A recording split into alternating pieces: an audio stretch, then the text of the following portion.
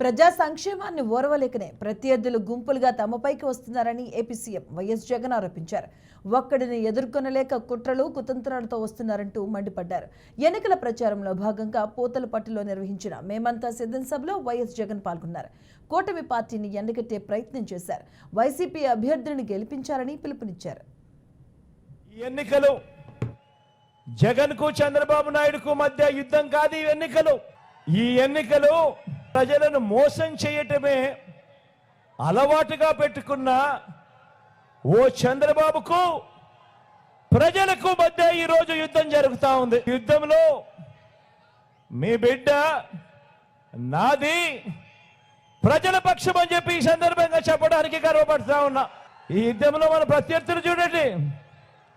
ఈ యుద్ధంలో ఓ దత్తపుత్రుడు, ఈ రాష్ట్రాన్ని విడగొట్టిన పార్టీ, ఈ రాష్ట్రాన్ని ప్రత్యేక హోదా ఇవ్వకుండా అన్యాయం చేసిన మరో పార్టీ, వీరంతా కూడా ప్రత్యక్షంగాను పరోక్షంగాను రాష్ట్ర ప్రజల వ్యతిరేక పక్షం.